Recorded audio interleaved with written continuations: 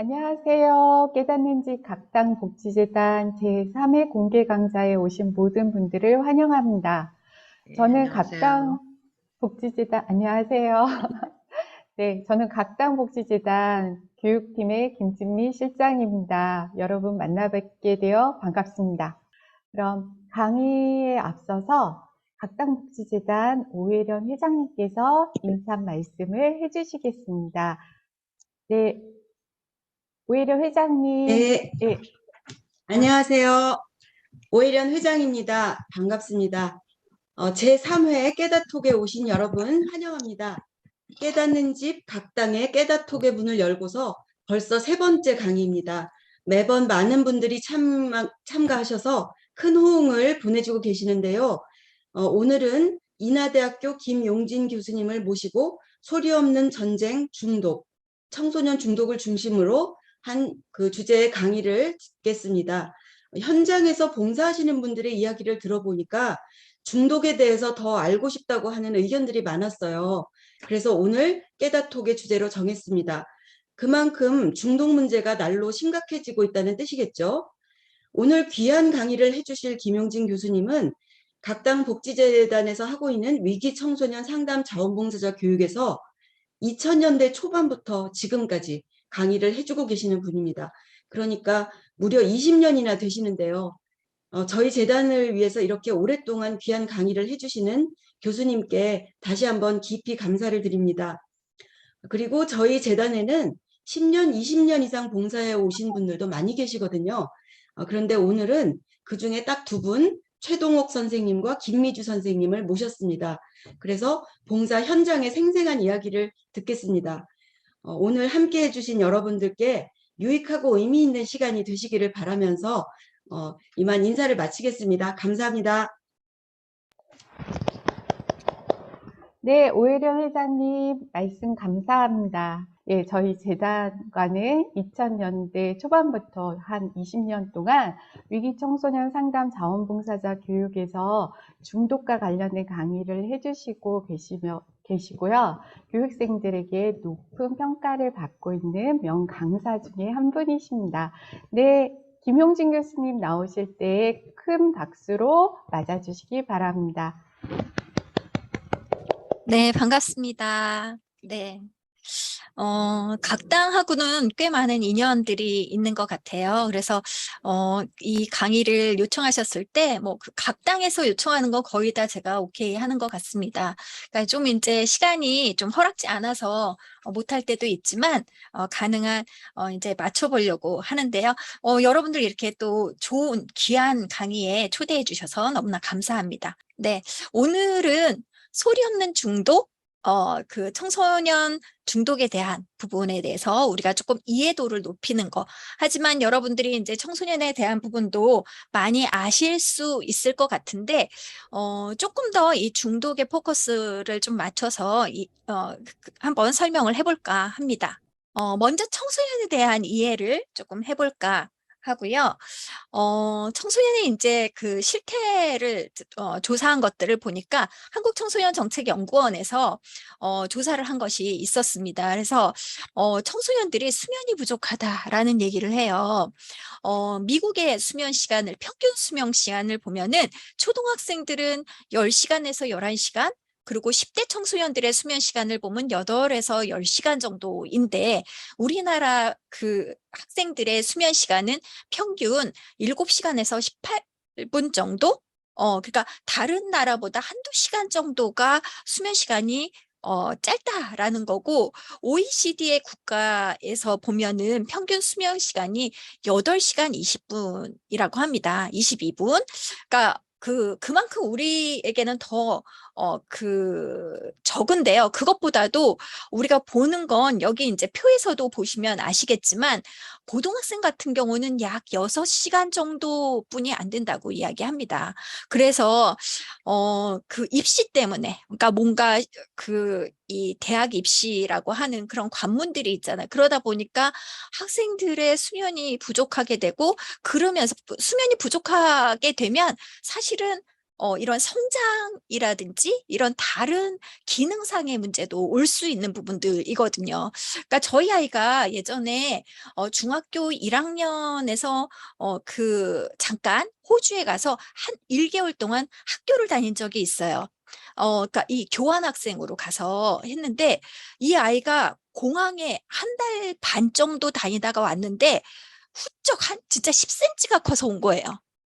그러니까 아니 애가 너무 커가지고 왔어. 그러니까 우리 여자아이거든요. 근데 보니까 거기는 8시, 9시부터 자요. 그러니까 여기서는 뭐 9시, 10시, 11시 뭐 이렇게 자던 것들을 조금 더 충분히 자고 놀고 이랬더니 성장이 빠르게 진행된다라는 거죠.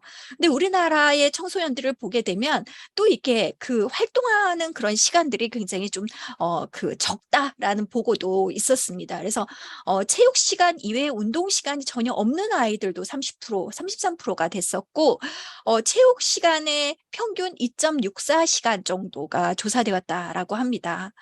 그러니까 활동하는 것도 좀 줄고, 또 먹는 거는 어떠냐? 평균 아침 식사를 요즘 청소년들이 하나요? 그렇게 많이, 그러니까 꼬박꼬박 엄마들이 잘 챙겨 보지 않으면 또 아이들이 아침을 굶고 가는 경우들도 있죠. 뭐 늦잠을 자서 그렇기도 하지만 평균 4.8일 정도?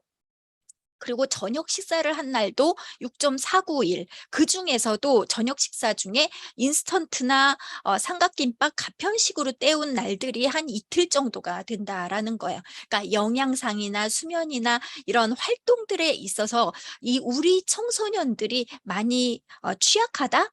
라는 부분들, 그러니까 뭔가 먹고 충분히 자고 놀고 충분히 놀아야지 건강하게 잘 성장할 수 있는데 그런 부분에 좀 부족한 부분이 있다라는 겁니다. 또한 요즘 이제 이 디지털 세대잖아요. MZ 세대라는 얘기 많이 들으셨을 거예요. 그래서 이 MZ 세대뿐만 아니라 요즘은 C 세대. 여러분들 채팅창에 C 세대가 뭔지 한번 적어 보시겠어요? C 세대 아시는 분? 네, 이 채팅에 올라오신 분은 우리 각당에서 뭐 인센티브가 있을까요? 아니면 제가 커피 한 잔 쏠까요? 네, 셀폰 세대. 아, 네네, 황선아 선생님. 네, 감사합니다. 네, 중독된 세대. 네, 코로나 세대. 이 2020년부터 우리가 2년 반 이상을 이 코로나 마스크 쓰고 또 뭔가 디지털이나 이런 기기들을 많이 사용하게 됐죠. 아이들이 유튜브를 많이 사용하게 됐고요. 예전에는 뭐 이제 이런 바이러스나 또는 아니면 그런 뭔가 차단할 수 있는 유해물에 대한 영상들을 차단할 수 있는 시스템이 있었는데 지금은 학습을 위한 유튜브를 사용을 해야 되기 때문에 이 온라인에 오는 다양한 그런 영상물들에 대해서 접하게 될 수밖에 없는 그런 환경들이 조성되고 있다라는 겁니다. 그래서 이 아이들은요, 인터넷이나 SNS, 문자 소통에 훨씬 능숙한 아이들입니다. 활자보다는 이미지가 시각화되고 있고요. 아이들의 손놀림이나 이런 마우스를 조작하는 것들은 우리 여느 어른들이 따라갈 수 없는 그런 수준입니다. 그리고 점점 사실은 예전에는 뭐 그렇다 하더라도 뭐 집단 활동들이 굉장히 많았어요.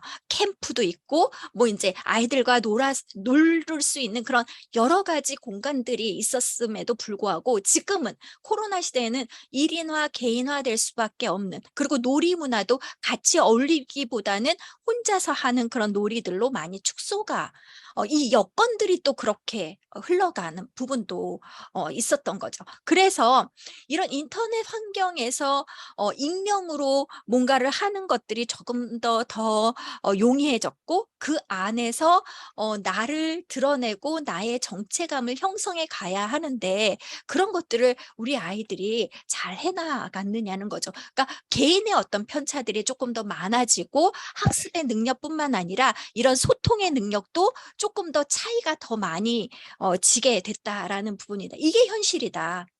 그래서 지금 이제 이 Z세대 밀레니엄 시대가 이제 지났어요. 밀레니엄 시대는 지금 2000년에 태어났던 아이들이 지금 23, 넷 정도 됐거든요. 이미 이제 대학을 졸업하는 그 세대가 됐습니다. 이제는 이런 Z세대 같은 경우에 이 뭐 MZ세대지만 닮은 듯하지만 닮지 않았어요.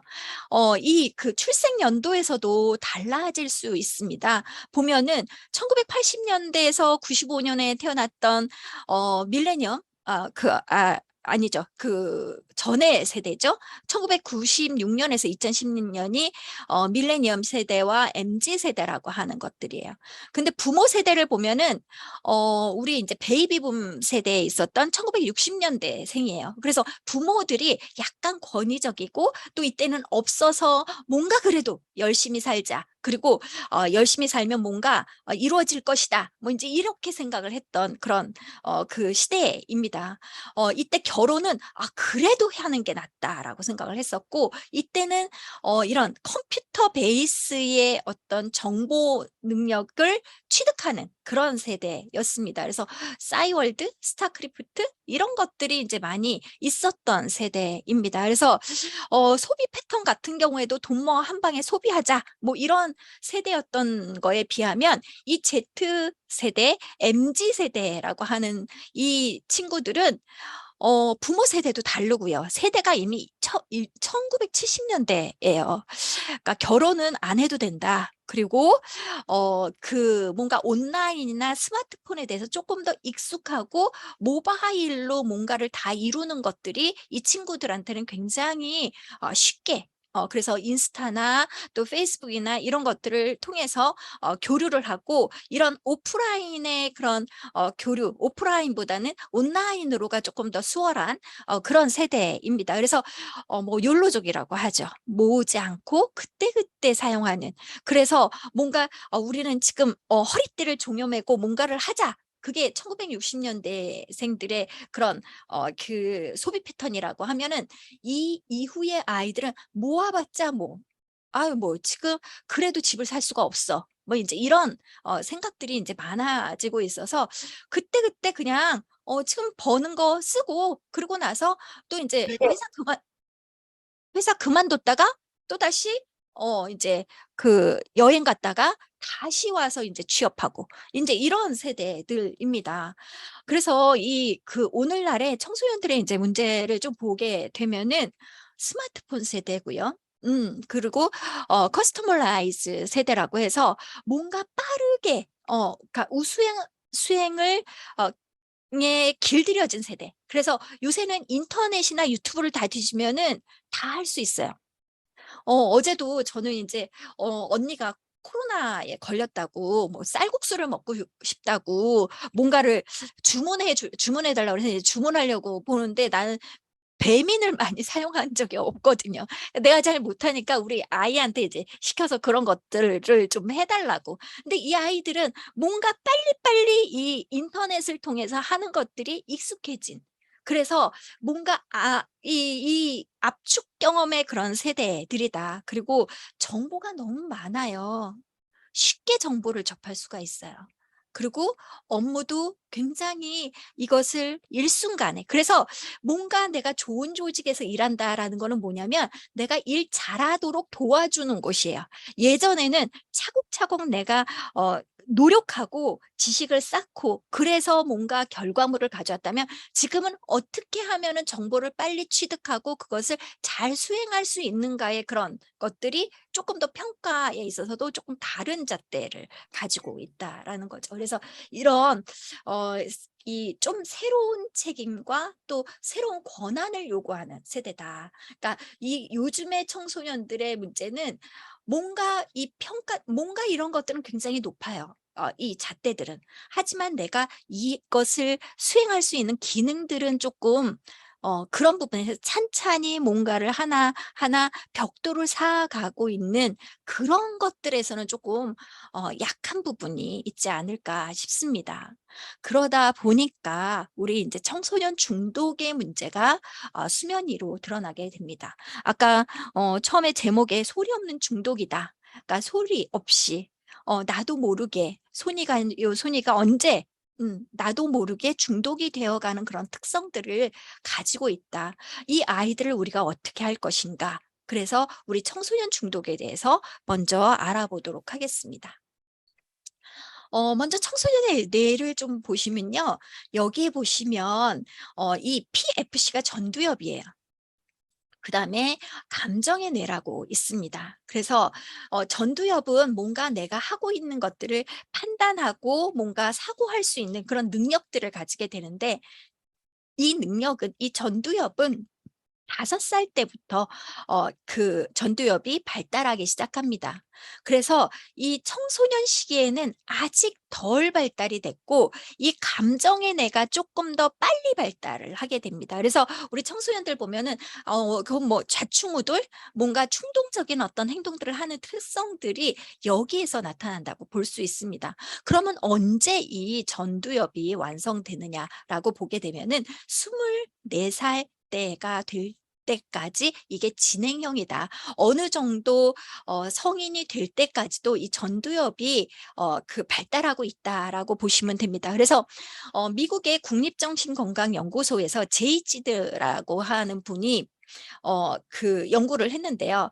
뇌가 사춘기에 완전히 형성되지 않는다. 그래서 뭔가 이게 아이들이 뭔가 컨트롤하고 뭔가 판단하고 이런 것들이 아직은 다 형성되지 않은 거이기 때문에 어떤 부분에선 뭐 운전하는 거나 지금 뭐 16세, 18세부터 운전할 수 있도록 하고 있잖아요. 외국에서는 한국에서도 18세 이상이면 다 운전을 할 수 있는데, 아직 이게 다 조금 충동적인 그런 조절이 안 되고 있는데 좀 이르지 않냐, 이런 주장들을 이 부분이 하셨습니다. 근데 왜 이 뇌에 대한 것들을 우리가 살펴봤냐면 이 뇌의 보상 회로와 관련이 있습니다. 뇌는 우리가 어떤 즐거움을 느끼는 뇌가 있습니다. 여러분들 어떨 때 즐겁다고 느끼시나요? 어떨 때 즐겁다고 느끼시죠? 어떨 때? 내가 밥을 맛있는 거 먹었을 때, 그리고 가족들하고 오손도손 이야기할 때, 그럴 때 즐겁게 느끼시고, 또 내가 어떤 성취를 했을 때 그럴 때 즐겁게 느끼시죠. 그래서 우리가 이렇게 즐겁다고 느끼는 것들은 어디로부터 오게 되냐면, 여기에 보면은 복측피계령이라고 있어요. 여기에 복측피계령. 여기에서 이제 자극을 받게 되는 거예요. 아, 내가 스테이크를 먹었다? 또 아니면 내가 좋아하는 운동을 했다. 그랬을 때 이 복측 피계령에 영향을 받아서 그게 정보가 측자액으로 가게 됩니다.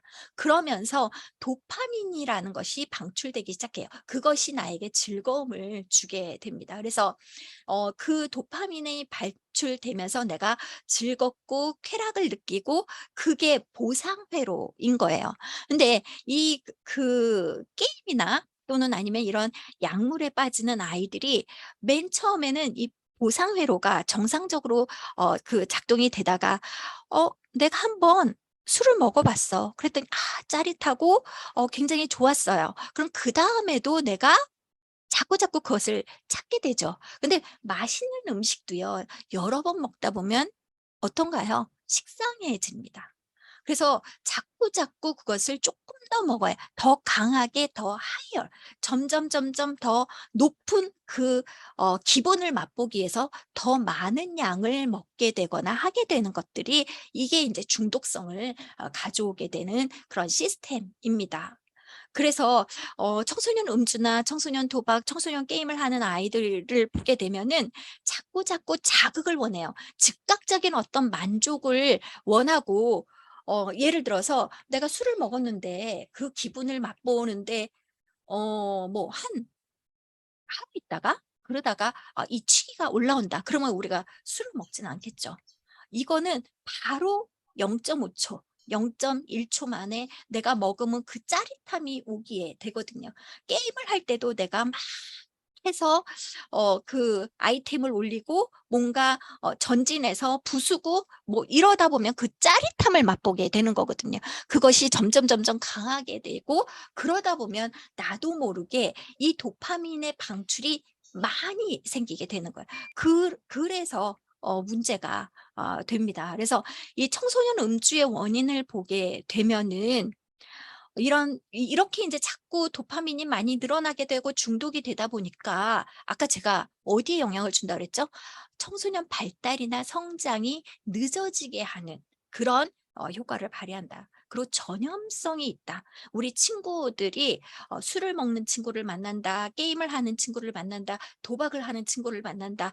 그러면 거기에 1년 안에 영향을 받아서 이 아이도 흡연이나 음주나 이렇게 할 수 있는 그 비율들이 높아진다고 이야기를 하고 있습니다.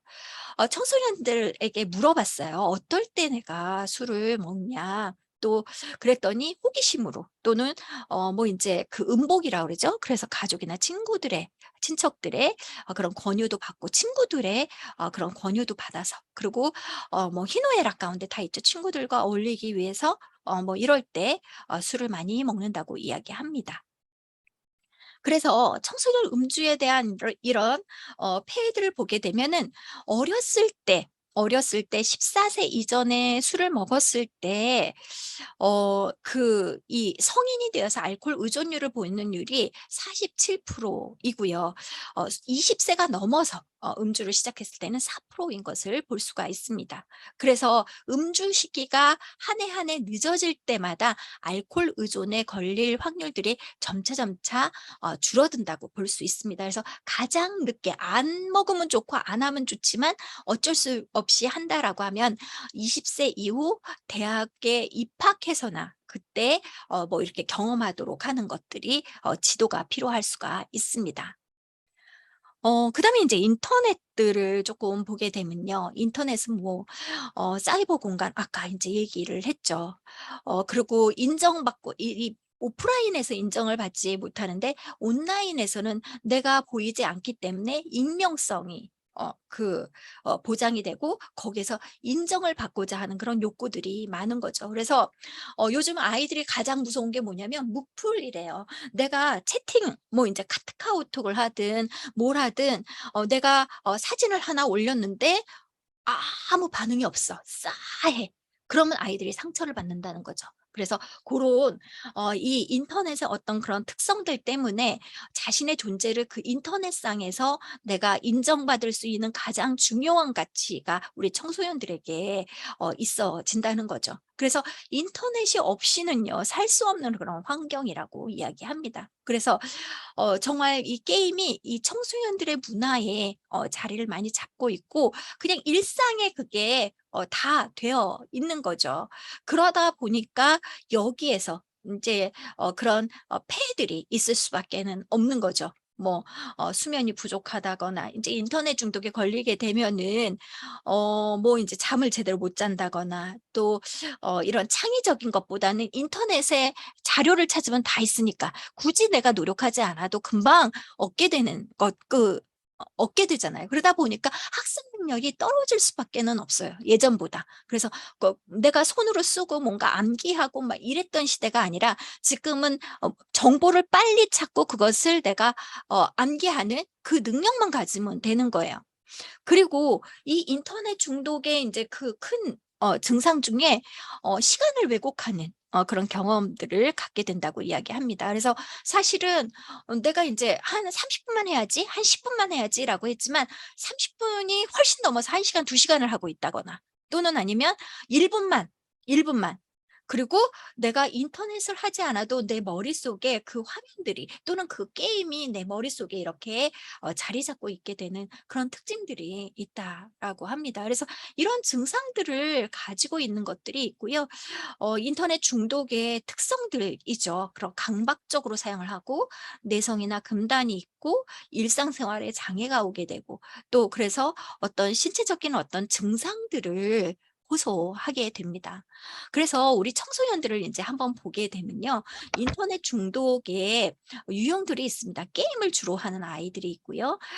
또 사이버 섹스 뭐 인제 오프라인에서는 어려우니까 온라인으로 그런 것들을 경험하는 아이들 또는 이메일이나 인제 문자 메시지가 늘상 거기에서 이 용어들도 굉장히 이렇게 단축어를 많이 사용하게 되고 우리는 잘 모르는 단축어를 많이 사용하게 되고 웹 서퍼를 이용해서 멈출 수 없는 내가 계속 그 사이트를 넘어다닐 수밖에 없는 그런 특징들을 가지게 됩니다. 그리고 채팅 중독이 있고요. 그러니까 중독에 이제 이런 유형들이 있는 것들을 볼 수가 있습니다. 여러분들 자녀 중에 우리 자녀는 또는 아니면 내가 만나는 그런 청소년들 가운데는 어떤 유형들이 조금 더 많이 차지하고 있습니까? 그중에서도 이 유형별로 볼 수가 있는데요. 유형별로 보게 되면은 왼쪽과 오른쪽에 있는 게 차이가 있습니다. 왼쪽에는 성취형, 탐색형, 분노 공격형입니다. 그러니까 뭔가 레벨을 올리기 위해서 그것을 자꾸 그 아이템을 사고 뭔가 순위가 올라가는 데 쾌감을 느끼는 그래서 게임을 하는 아이들이 있고요. 또 게임을 잘하는 수준은 아니지만 게임의 장단점을 알고자 탐색하는 유형들이 있고요. 또 게임에 지는 것들을 못 참는 아이들이 있어요. 그래서 질만 하면 딱 나오고 또 거기에서 뭔가 다른 사람이 하는 그 게임의 형태가 마음에 들지 않으면 욕설을 하거나 또는 아니면 뭐 중간에 나가 버리거나 컴퓨터를 꺼 버리거나 뭐 인제 이런 뭔가 그 안에서 그런 화를 분출하는 그런 형태들이 많이 나타나는 아이들이 있어요. 우리 인제 비행 청소년 같은 경우에 우리 인제 뭔가 우리가 만나는 보호관찰소에서 만나는 아이들 가운데 요런 성취형이나 분노 공격형의 아이들이 조금 더 많이 있는 것 같더라고요.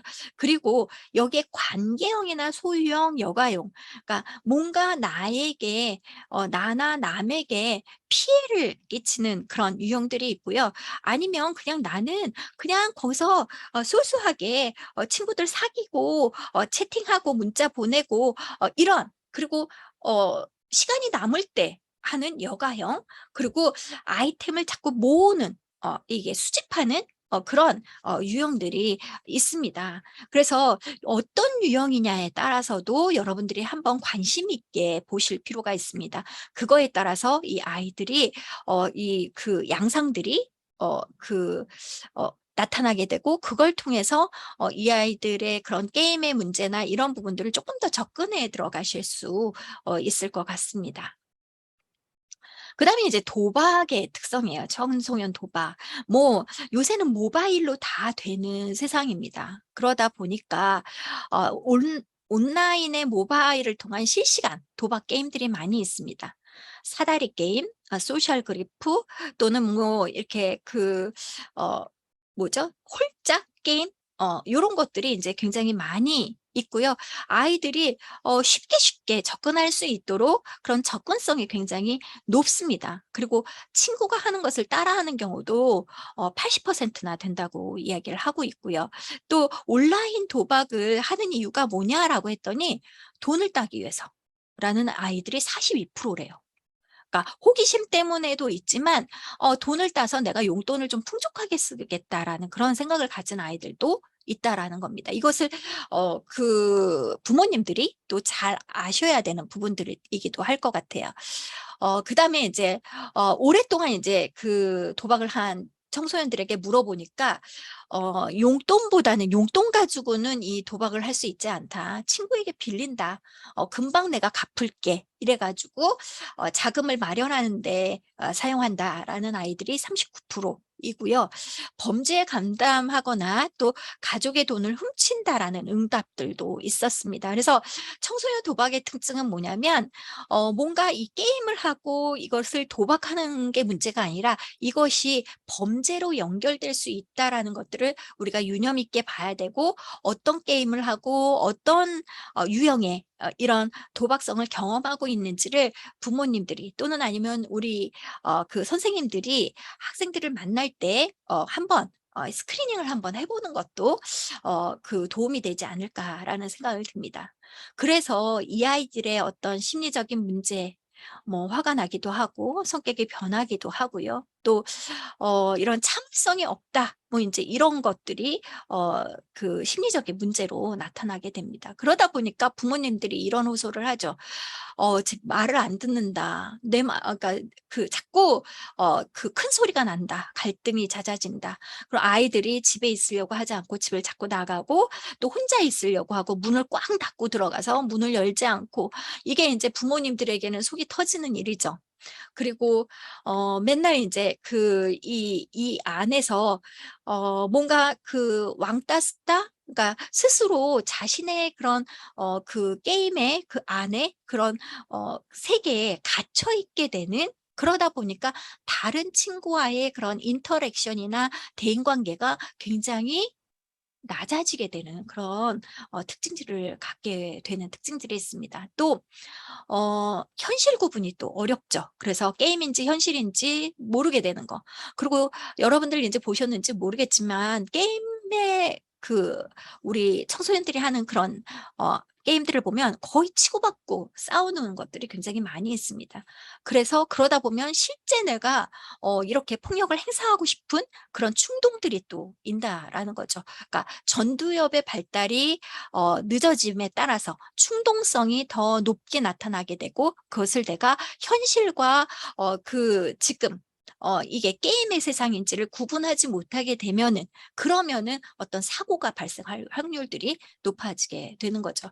그러니까 이것이 가장 문제인 것 같습니다. 그래서 인터넷 중독에 있어서 이제 이런 여러 가지 그런 정신질환과도 복합적인 문제를 가지는 아이들이 많이 있습니다. 기본적으로 그 인터넷 중독, 뭐 게임 중독, 또는 아니면 이런 알코올 중독, 뭐 이런 중독의 부분들이 같이 겹쳐 나타나는 교차 중독이 일어날 수도 있고요.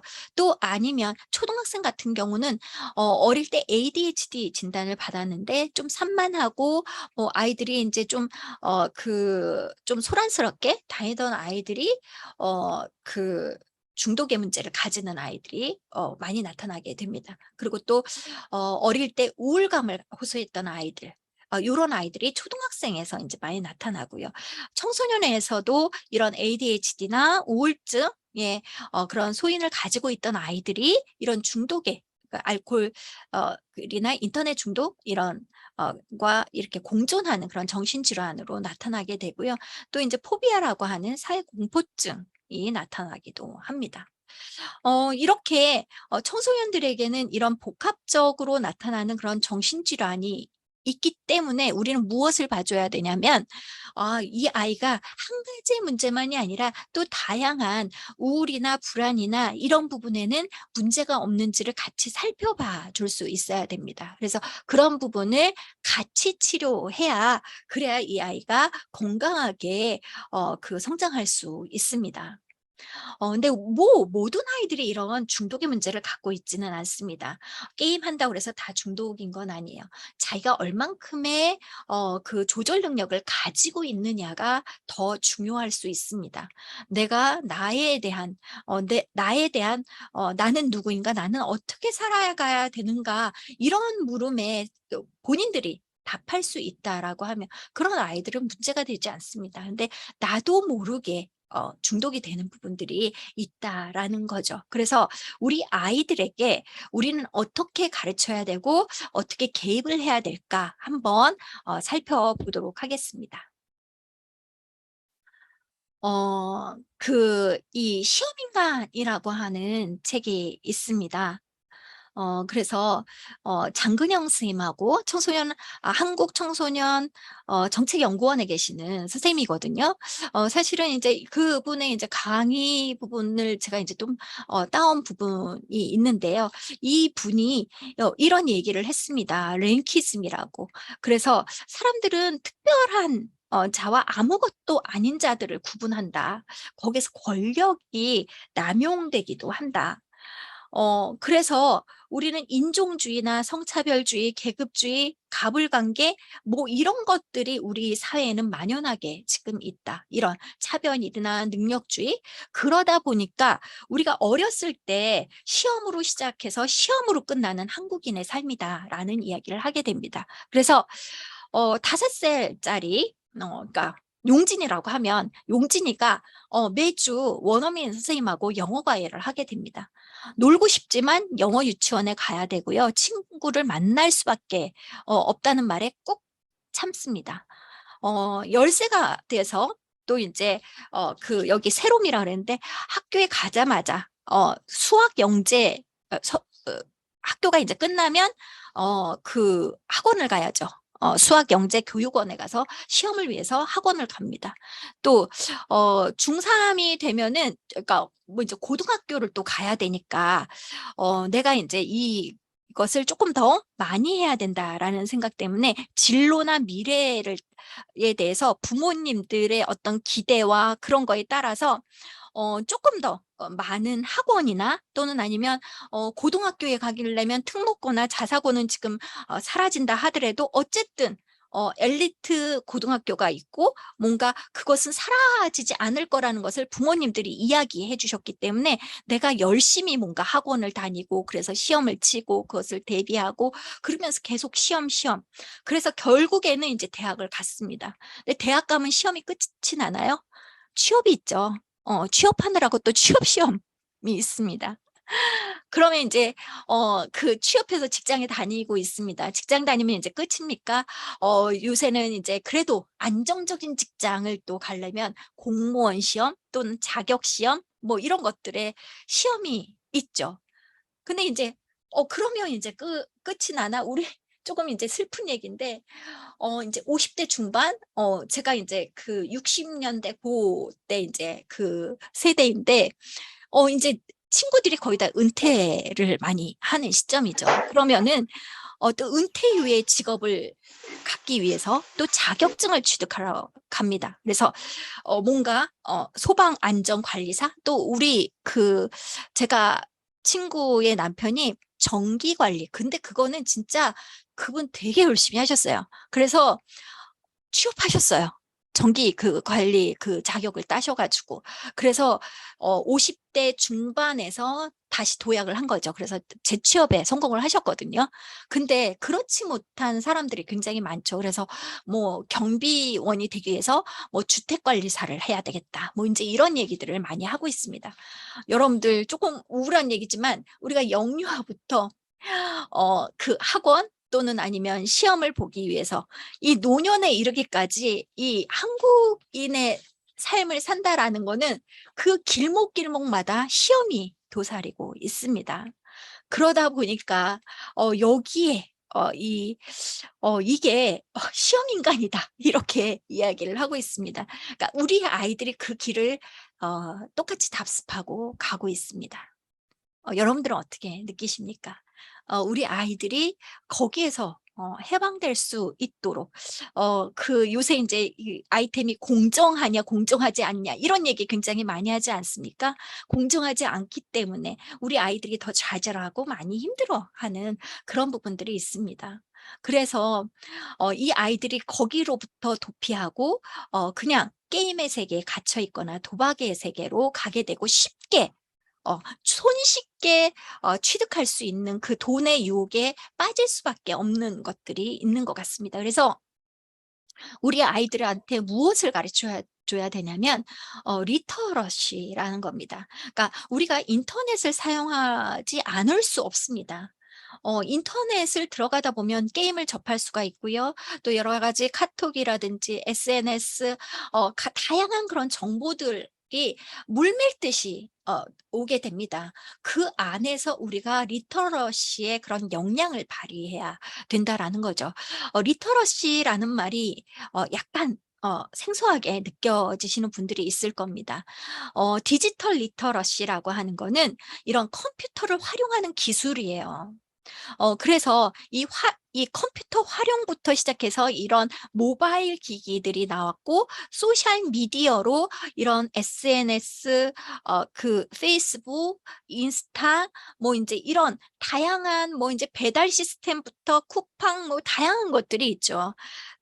이런 것들을 정보를 다루고 가공하는 일의 범위까지 굉장히 확대가 되고 있고 그 확대 안에서 이것을 지적인 도구로 활용하고 그러니까 뭔가 내가 정보를 활용하기 위해서 사용하도록 하고, 또 서로 그 관계 속에서 상호작용이 일어나도록 하고, 그리고 자율적으로 사실은 이 게임이나 도박에 있어서는 이 자율적인 행동을 하도록 하는 게 굉장히 중요합니다. 내가 그것을 스스로 끊을 수 있고 스스로 통제할 수 있는 그런 그 능력들을 발휘할 수 있도록 하는 거거든요. 그것이 이제 우리들에게 필요한 겁니다. 그래서 청소년들에게, 우리 아이들에게 우리는 무엇을 가르쳐야 되냐면, 디지털 게임이라는 지적인 도구를 다루고 활용할 수 있는 능력을 주고 거기에서 뭔가를 찾아갈 수 있도록 하는 거죠. 그러니까 게임만 단순하게 하는 것이 아니라 그것에서 무엇을 얻었는지, 그리고 목표를 정하고 그것을 구성하고 갈 수 있도록 하는 거죠. 요새 미디어와 관련된 그런 그 학과들도 굉장히 많이 나오게 됩니다. 뭐 미디어 영상 컨텐츠를 개발하는 것, 또 미디어를 통해서 뭔가를 구축하는 것, 뭐 이런 시스템들이 굉장히 많이 나와 있기 때문에 그런 목표들을 정할 수 있도록 하고, 이 온라인과 오프라인을 이렇게 수시로 그 상호작용이 일어날 수 있도록 그런 타협하고 협동하는 그런 능력들을 개발할 수 있도록 아이들을 지도해 주셔야 됩니다. 그래서 이 게임 리터러시에서 지식이나 태도나 기술이 굉장히 중요할 수 있습니다. 지식적인 부분, 그러니까 기술이 아니라, 내가 도박을 하는 기술 또는 게임을 하는 기술이 아니라 거기에서 어떤 지식을 내가 가져갈 거고, 그것을 바라보는 나의 태도는 어떤 거고, 그래서 내가 어떤 기술들을 더 습득하면은 나의 삶에 그것들이 녹여 나와서 아이들에게 자기의 어떤 성장이나 목표에 이뤄갈 수 있는지, 그 부분들을 가르쳐 주는 게 필요하다고 볼 수 있습니다. 그래서 필요한 것이 뭐냐면 자율성입니다. 잔소리하는 거 제일 싫어해요. 부모님들이 제일 하지 말아야 되는 것들 중에 하나가 잔소리입니다. 그 문헌을 찾아보면요, 부모님의 간섭이 많은 아이들 가운데 이런 게임 중독이나 도박에 그 취약한 아이들이 많이 있다라고 합니다. 그래서 자율성을 높여줘야 돼요. 자율성. 그것도 뭔가 외부에서 오는 것이 아니라 내면화된 그러니까 부모님들이 자꾸 이거 해, 이거 해, 이거 해. 애들이 밖으로 나가려고 하죠. 하라면 정말 더 삐뚤어 안 하게 되잖아요. 우리 다 어렸을 때 그 성장하면서 겪었던 것들이 있잖아요. 청소해라 하면 청소하기 싫고, 내가 하려고 했는데 괜히 엄마가 그렇게 얘기하면 하기 싫은 것과 똑같은 거예요. 그래서 요런 습관을 내면화하는 행동 규범들이 필요하고요.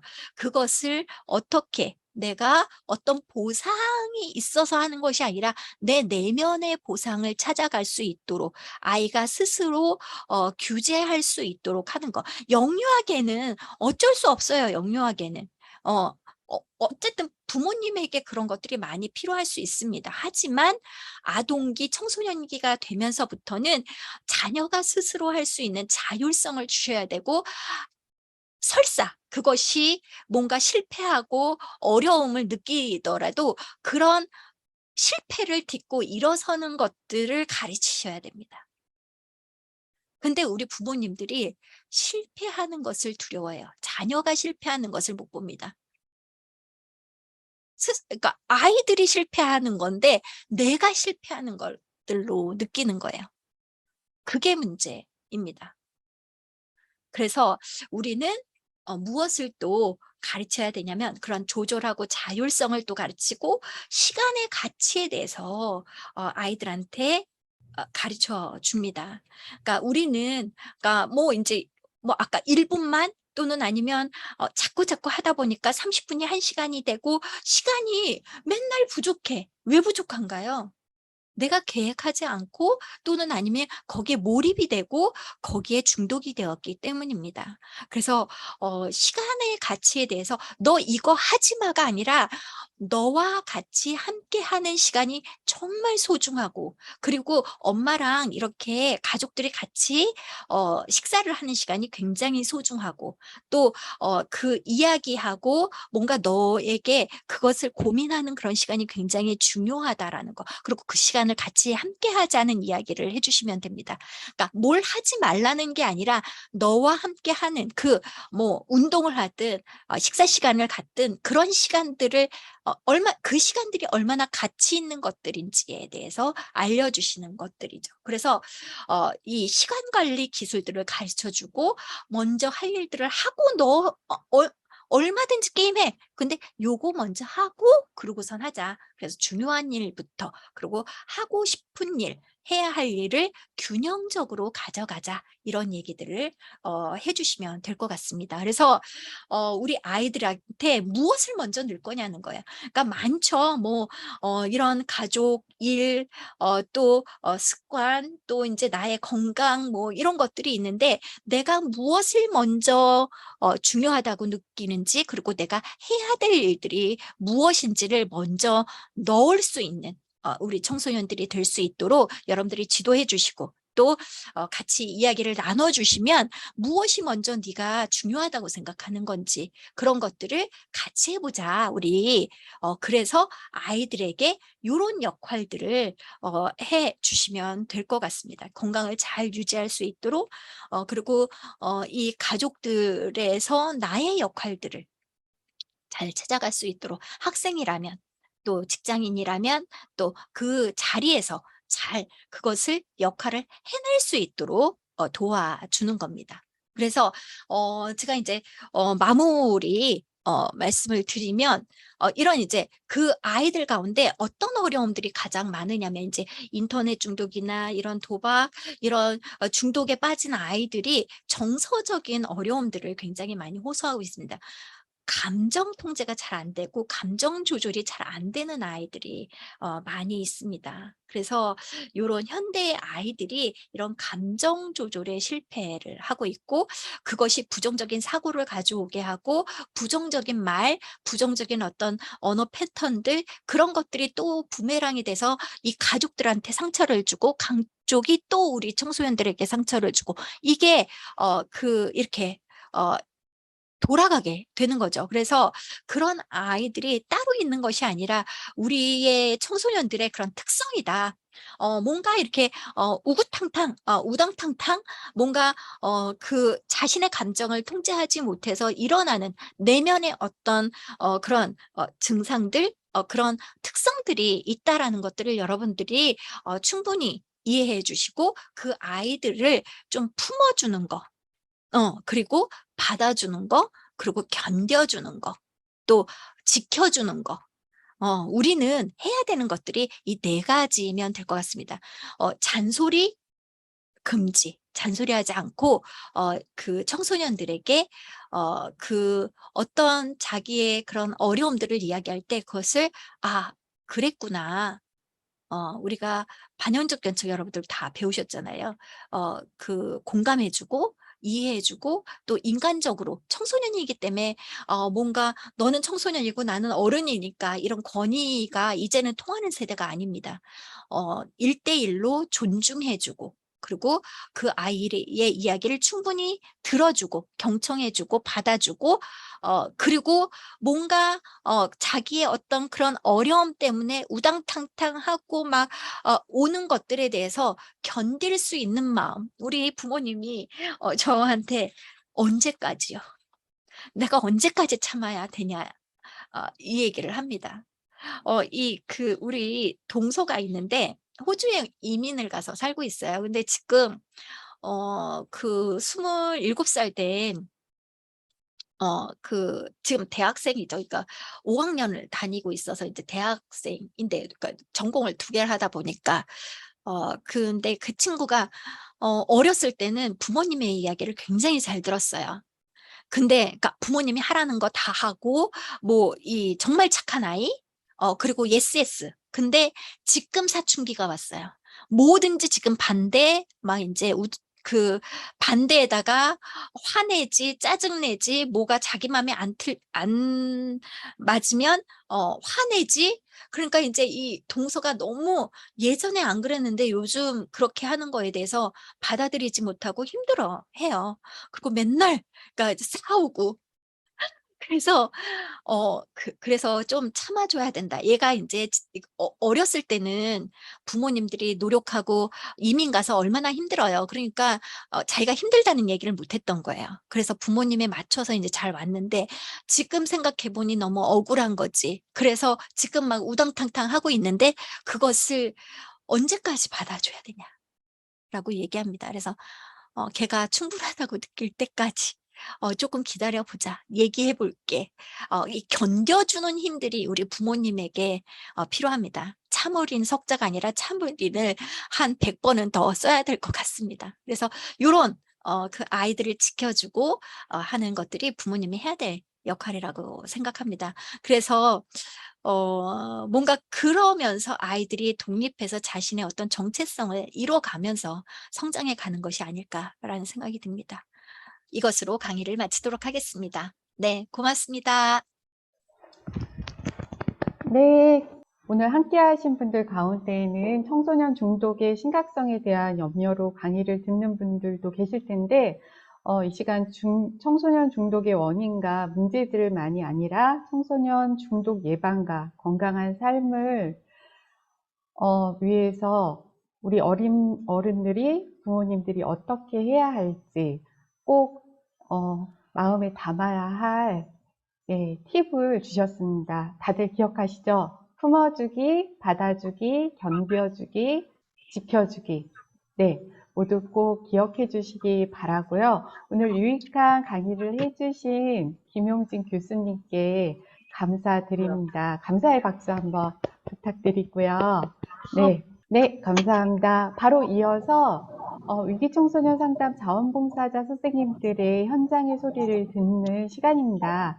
먼저 첫 번째 발표하실 분은 김미주 선생님인데요. 김미주 선생님은 2017년 위기청소년 상담 자원봉사자 교육을 수료하셨고 현장에 대해 들어보겠습니다. 큰 박수로 맞아주시기 바랍니다. 네, 안녕하세요. 저는 지금 소개받은 김미주고요. 제가 여기서 봉사하게 된 거는 청소년 쉼터에서 봉사활동을 하고 있는데 지인이 각당 복지재단에서 위기 청소년 상담사 교육이 있다고 해서 호기심에 교육을 받게 됐고요. 그렇게 돼서 각당 복지재단에서 봉사를 시작하게 됐습니다. 지금 소개받은 대로 저는 두 곳에서 봉사활동하고 있는데요. 하나는 서울준법센터에서 청소년 상담실에서 활동을 하고 있고 다른 하나는 소년원에서 인성교육 프로그램으로 영어치료 팀장을 맡고 있습니다. 봉사를 하는 동안에 여러 내담자 중에 유독 2명의 내담자가 기억에 남는데요.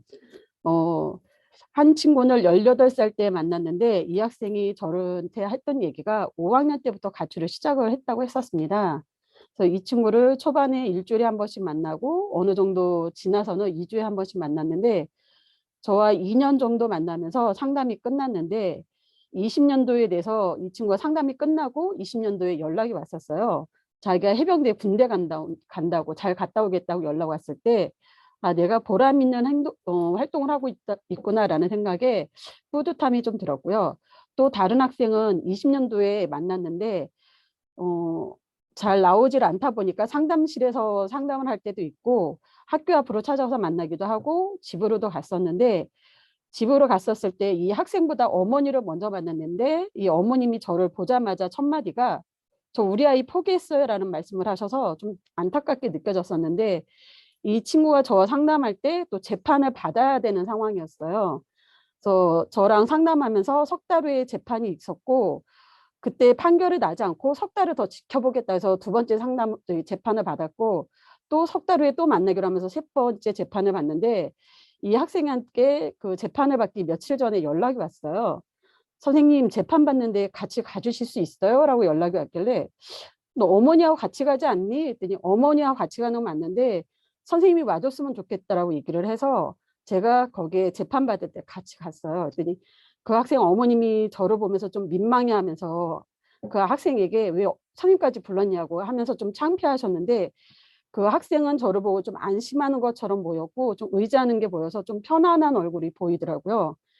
그래서 이 친구를 재판받을 때 같이 있었는데 그래서 판사님이 이 학생한테 판결을 내릴 때 같이 들어있어서 좋았고 그리고 이 학생은 소년원에 갈까 봐 되게 걱정을 했었는데 저와 상담을 하면서 좋아졌기 때문에 소년원에 들어가지 않고 보호관찰 2년으로 판결이 나서 학생이 행복해하면서 집으로 갈 수 있었고요.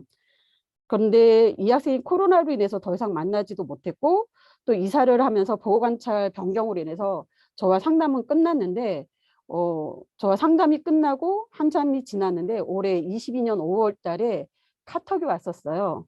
쌤 잘 지내시죠? 라고 카톡이 와서 어쩐 일이지 싶었는데 오후에 전화를 제가 했더니 잘 지내는지 그냥 안부 전화 카톡을 남겼다고 하더라고요. 그래서 어머니하고도 관계가 좋고 학교도 잘 다니고 있다고 그냥 제가 생각이 나서 쌤에게 연락을 한 거라고 그래서 6월 달에도 7월 달에도 건강관리 잘하라고 카톡을 보내줘서 아 제가 보람 있는 활동을 하고 있구나라고 되게 고맙게 느껴졌고요. 그리고 소년원에서는 영아치료 프로그램을 12주를 하는데 어느 날 제가 하는 봉사가 하고 있는 게 맞는지 아닌지 내가 가는 게 이 친구들을 힘들게 하는 건 아닐까라는 생각에 그만둬야 되나라고 생각을 하고 있을 때 어, 어느 날 교도관이 저를 부르시더라고요. 불러서 하시는 말씀이 선생님 이번 반 아이들은 좀 꼴통 중에 꼴통이라 좀 힘드실 거예요 라고 얘기를 해주시더라고요. 근데 저는 그 말을 신경 쓰지 않고 그 아이들과 학생들이 처음부터 끝까지 욕으로 시작해서 욕으로 끝나더라고요. 말이 없이 다 욕이었는데 이 친구들과 영어치료 프로그램을 진행하면서 어느 순간 욕이 없어지고 거의 12주가 끝났을 때는 욕 없이 다 말에서 말로 시작이 돼서 말로 끝나서 되게 감사했었어요.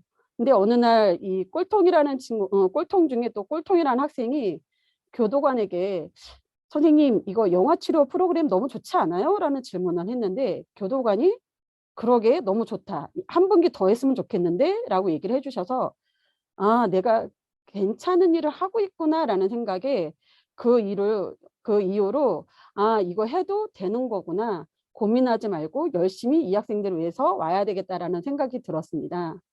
저는 봉사하고 있는 상황에 되게 뿌듯함으로 활동하고 있고요. 즐거운 마음으로 봉사하다 보니까 다른 사람들보다 좀 더 건강하다는 생각이 들고 그리고 가족에게도 지지를 받으면서 기쁘고 감사함으로 봉사활동을 하고 있습니다. 어, 지금 여기서 지금 듣고 계신 분들도 봉사를 하고 싶다는 생각을 갖고 계신 분이 있을 텐데요. 저는 그냥 청소년을 좋아하는 마음으로 사랑하는 마음으로 시작했고요. 제가 청소년 친구들을 만나면서 무섭다고 생각해 본 적이 없었어요. 보호관찰소 학생이나 소년원에서 봤던 학생들은 제 눈에 귀여워 보이기만 했거든요. 청소년들이 뉴스에서 나오는 것처럼 무서운 아이들이 아니라 사랑받고 싶은 아이라는 거. 네, 김미주 선생님 발표 잘 들었습니다. 네, 호기심에서 끝나지 않고 도전해서 위기 청소년들을 만나 그들의 삶을 있는 그대로 인정하고 함께 해주신 김미주 선생님 감사합니다. 코로나19로 지금 소년원 봉사는 멈춰 있지만 곧 소년원 아이들과 만나서 그들의 삶에 반짝이는 즐거움을 선사하며 오래도록 아이들과 함께 하시기를 응원하겠습니다. 네, 그럼 두 번째 발표자로 최동옥 선생님을 소개해 드리겠습니다. 최동옥 선생님은 2005년 35기 비행청소년 상담 자원봉사자 기본교육을 시작으로 심화교육, 공간기법 등 여러 교육을 수료하시고 그해 가을부터 지금까지 17년간 꾸준히 의정부 준법지원센터에서 소년보호관찰 대상자들을 만나 상담하고 계십니다. 네, 큰 박수로 함께 해주시기 바랍니다. 네. 예, 저는요, 의정부 준법지원센터에서 상담위원으로 있는 최동옥입니다. 여러분과 이렇게 만나 뵙게 돼서 반갑습니다. 네, 인사드리겠습니다. 이번 그 깨닫독에서 자원봉사로서 제 경험을 소개해 주십사 하는 부탁을 받고 지난 시간을 제가 되돌아보게 되었어요. 과연 제가 이 자리에 있을 만큼 열심히 했을까? 예, 그런 마음이 듭니다. 부족하지만 저의 경험이 여러분에게 조금은 도움이 되었으면 하는 바람으로 예, 이야기하겠습니다. 저는요, 2000년도서부터 예, 그 의정부 교육청 소속 학생 상담 자원봉사자로 관내 초등학교, 중학교, 고등학교에서 심성 수련이란 내용을 가지고 집단 상담을 하고 있습니다. 지금까지도 하고 있으니까 아마 약 22년 정도 된 것 같아요. 예. 이렇게 이제 학교에서 아이들을 만나다 보니까 좀 더 뭔가 의미 있는 일을 하고 싶었어요. 그래서 어떤 일이 있을까 하고 찾던 중에 우연히 각당을 알게 되었습니다. 그리고 바로 교육을 받게 됐죠. 그 각당의 교육은요, 제가 그동안 갖고 있었던 약간의 그 뭔가 부족했던 갈증을 채워줄 수 있었고요.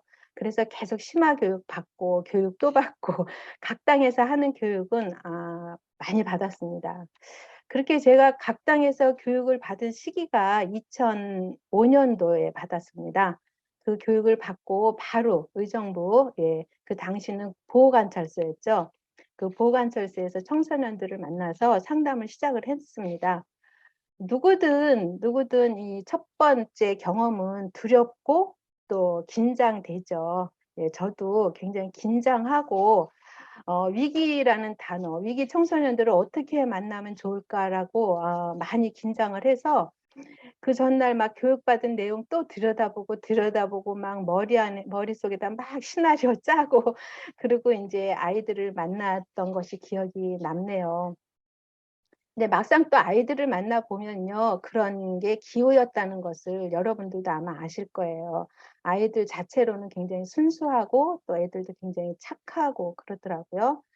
물론 이제 그 아이들이 우리가 관찰소에서 만나는 아이들은요, 뭔가 일반 아이들하고 좀 성장 과정이 다를 수도 있고 또 환경이 다르기 때문에 그 표현하는 방식이 좀 평범하지는 않아요. 마음도 쉽게 열지 않고요. 그러기 때문에 제가 경험한 바로는요, 상담자의 마인드가 중요하지 않을까 이렇게 생각이 듭니다. 내가 내 아이를 만난다는 그런 마음으로 진실성을 가지고 편안하게 그렇게 대하니까 아이들도 마음의 문을 열더라고요. 저는 이제 처음 준법지원센터에서 상담을 할 때 그 담당 그 주무관님들하고 상의를 해서 집단 상담을 많이 했습니다. 아이들의 그 자신을 이해하고 또 미래를 계획하고 또 재범의 유혹에서 벗어나고자 하는 그런 이제 목적을 가지고 아이들을 만나기 시작을 했는데요. 주로 여름방학, 겨울방학을 이용해서 약 10회씩 아이들과 만나서 집단 활동을 했습니다. 또 이제 수강명령 받는 대상자들, 그 대상자들하고는요, 그 미술치료, 또 그 인지치료, 이런 거를 가지고 아이들을 만났어요. 이런 활동을 통해서 아이들은요, 자신에 대해서 탐구하기 시작을 했고, 또 분노를 표현하고, 비슷한 환경에 있는 다른 대상자들과 서로 이야기를 나누면서 본인이 지금 하고 있는 이런 방황이 자기 혼자만의 고민이 아니라는 사실을 서로 알면서 위로도 주고 위로도 받고 또 자신이 앞으로 어떻게 살아가야 하는지를 이렇게 알아차리면서 미래도 계획하고 다짐하는 그런 모습을 볼 수가 있었습니다. 저도 이런 활동을 아이들하고 하면서 아이들의 속마음을 알게 되었고 또 그 어려움을 겪는 이유 그리고 처해 있는 환경 등에 대해서 좀 더 깊이 아이들을 이해하게 되는 계기가 되었고요. 또 아이들의 특징을 다방면으로 알게 되었습니다. 그러면서 아이들에게 다가가는 방법도 또 터득을 하게 됐고요. 그런 활동을 하면서 정말 진정 청소년들이 필요로 한 게 무엇인가에 대한 고민을 또 하게 되더라고요. 제가 한 번은요, 그 성매매 대상자를 집단으로 상담한 경험이 있습니다. 10대에서부터 50대 여성들인데요.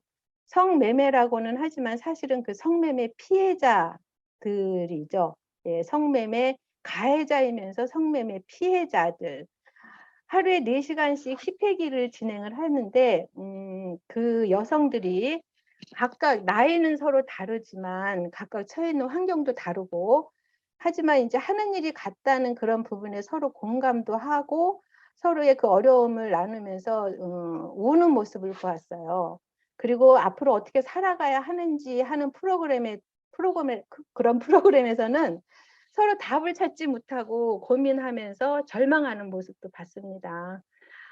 그런데 그 중에서도 또 자신의 과거와 현재를 돌아보면서 자신에게도 과거에 이러한 꿈을 가진 소녀 시절이 있었다는 것을 발견을 하고 이렇게 뭐랄까 수줍게 웃던 모습, 그런 모습을 보면서 좀 가슴이 아리긴 했었어요. 그런 그 사람의 그 모습이 저는 아직도 기억에 남기도 합니다. 저는 지금 약 17년째 준법지원센터에서 상담을 하고 있어요. 그 수많은 대상자들을 만나면서 공감대가 형성되어서 상담이 잘 이루어졌다고 생각하고 혼자 뿌듯해했던 그런 기억도 있고요. 또 이제 저와 상담을 하면서 자신이 무엇을 해야 하는지 알아차리고 학교로 돌아가서 학교 졸업을 하는 아이도 봤고요. 또 부모님하고 관계가 불편해서 갈등을 겪는 대상자들에게 부모와 그 화해하는 방법을 제안을 하니까 그걸 또 받아들여서 본인이 실천해서 부모님과의 관계 회복을 하는 경험도 있었습니다. 한 예로 어떤 여학생인데요. 그 아이는 아빠라고 부르지 않고 그냥 XX라고 저한테 처음에 막 얘기를 하더라고요. 굉장히 관계가 안 좋았는데 그 아이한테 아빠와의 좋았던 시절을 한번 더듬어 보자 하는 거로 이제 아이하고 쭉 얘기를 하다 보니 아이가 그 아빠와의 좋았던 시절을 이렇게 기억을 하면서 그 감정이 좀 이렇게 융화가 되더라고요. 그러면서 시간이 좀 지나면서 아빠라는 단어도 사용하고 그 이후로는 이제 아빠가 하는 말을 이렇게 받아들이게 되는 그런 과정도 제가 경험을 했습니다. 또한 이제 또 상담하다가 중간에 또 재범을 해서 구인되는 그런 안타까운 또 경험도 경험했고요. 또 상담이 종결될 때까지 아이하고 이렇게 라포가 형성이 안 돼서 참 애먹은 그런 경험도 있습니다. 사실 우리가 만나는 그 대상자들은 위기에 처해 있는 아이들이잖아요. 그러다 보면 성장 과정에서부터 이렇게 환경으로부터 아니면 양육자로부터 채워지지 않은 그 무엇인가가 있기에 그 결핍된 정서의 표현이 행동으로 나타나는 거라고 생각합니다. 저는 어떻게 보면요, 반대로 생각하면 오히려 이렇게 행동으로 뭔가 표현하는 아이들이 오히려 좀 더 건강한 아이들이 아닐까 이런 생각도 또 해보기도 하는데요. 그래서 저는 청소년들을 만날 때 우선 그런 부분들을 많이 들여다봅니다. 나를 만나는 이 아이가 무엇 때문에 무엇이 채워지지 않았을까? 지금 또 가장 원하는 것은 또 무엇일까? 또 어떤 것이 채워지면 이 아이가 행복해질 수 있을까? 이런 거에 주로 초점을 맞춰서 이야기를 나눕니다. 제가 무엇을 해주기보다는 아이가 스스로 찾아가기를 바라는 그런 마음이죠. 아이들이 현실적으로 표현되는 그런 모습도 사실은 중요하지만 미래에 대한 희망을 갖고 스스로 계획을 세우고 행동으로 옮길 수 있도록 저는 그런 이야기를 좀 많이 나누는 편입니다. 특히 또 이제 이야기를 나눌 때 자신에 대한 자신감 또는 자기 효능감을 갖도록 칭찬거리를 찾아서 매번 한 가지씩 칭찬을 해줍니다. 뭐 예를 들면 뭐 머리를 깨끗하게 감고 왔으면 머리 깨끗하게 감고 온 부분을 칭찬해주고 상담 시간을 잘 지켰으면 그 잘 지킨 부분에 대해서 아주 훌륭하다고 얘기해주고 또 뭐 이렇게 좀 깔끔한 외모로 왔으면 되게 멋있다, 뭐 잘생겼다, 뭐 예쁘다 이런 표현을 많이 해줘요. 그래서 아이들이 알게 모르게 꾸준히 자기 자신에 대한 그런 긍정적인 면을 좀 심어주려고 노력을 하고 있습니다. 그리고 제가 꼭 하나 같이 하는 거는요. 부모님, 제가 상담하는 동안에는 부모님이나 양육자의 상담을 병행을 합니다. 그 위기에 자녀를 키우는 그 부모님, 양육자들의 그 마음을 함께 또 공감도 해주고요. 특히 이제 부모 역할에 대한 부모 교육을 좀 하는 편이에요. 대부분의 부모님들이 이제 전화를 하거나 만나면 자신이 힘든 부분을 많이 이야기해요. 같은 자녀를 키우는 입장에서 이제 공감도 해주지만 사실은 저는 이제 부모가 가정에서 해야 하는 가정에서의 중요성을 강조해주는 편입니다. 사실 가정에서 방치돼서 이렇게 관찰소까지 오는 아이들이 굉장히 많거든요. 그리고 이제 저는 아이들에게 꼭 물어보는 것이 어떻게 하면 행복해질 수 있느냐, 너는 어떻게 하면 행복하겠느냐라는 질문을 자주 해요. 근데 이제 아이들은 막상 행복이 무엇인지 잘 몰라요. 그리고 자신들이 어떻게 행복해야 하는지를 이렇게 뭐랄까 생각하지 못하고 있는 거예요. 아직 미숙한 청소년들이기 때문에 과거에 지난 과거 일로 방황하는 아이들이 자신의 미래까지 어둡게 할 수는 없잖아요.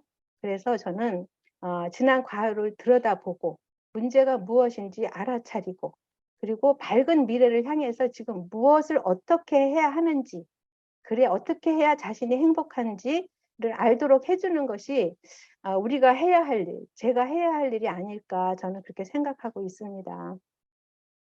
요즘은 이제 코로나 때문에 대면은 못하고요. 비대면으로 전화 상담을 주로 하고 있습니다.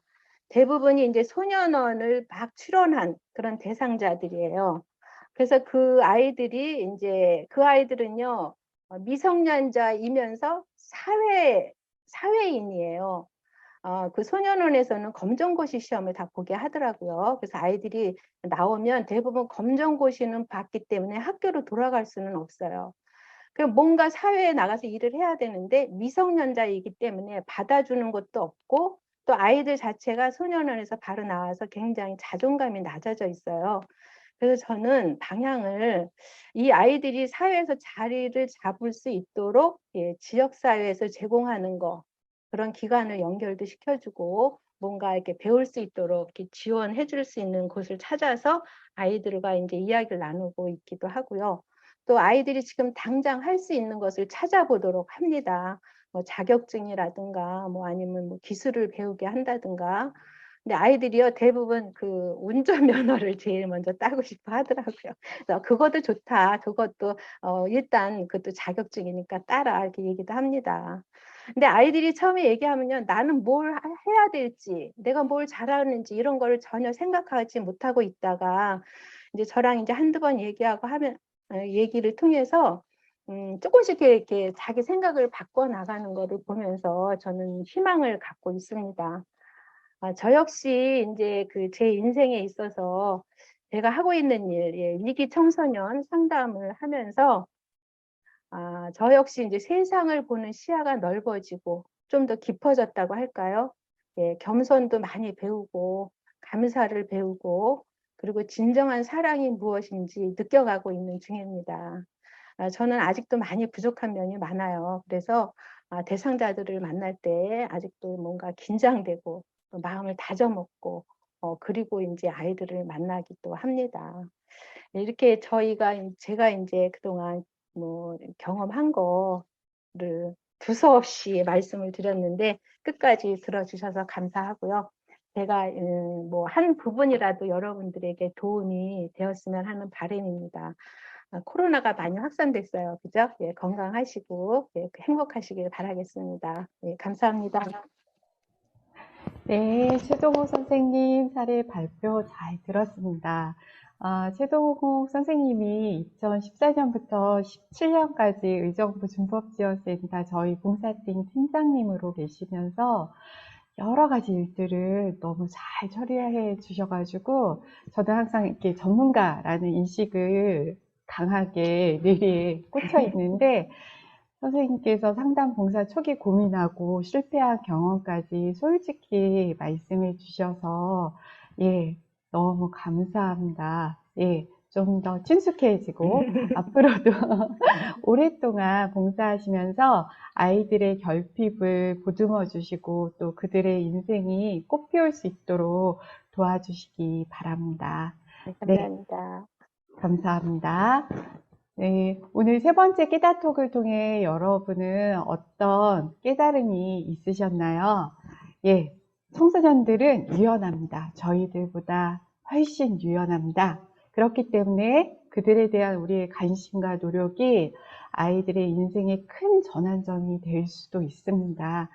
그러므로 우리의 미래인 청소년들을 돕고 우리 자신도 성장할 수 있는 위기 청소년 자원봉사 교육과 봉사에 관심 있는 분들은 각당복지재단으로 연락 주시면 자세히 안내해 드리겠습니다. 네, 다음 네 번째 깨닫톡은 9월 30일 금요일 오후 2시에 뜻있는 삶을 위하여 라는 주제로 숭실대학교 구미정 교수님을 모시고 진행됩니다. 네, 다음 깨닫톡에도 많은 참여 바라면서요. 이상으로 자원봉사로 세상을 아름답게 만드는 깨닫는 집 각당복지재단에서 준비한 세 번째 깨닫톡을 마치겠습니다. 참석해 주신 여러분 너무너무 감사합니다. 항상 건강하시고 다음에도 뵙겠습니다. 감사합니다. 다음에 뵙겠습니다.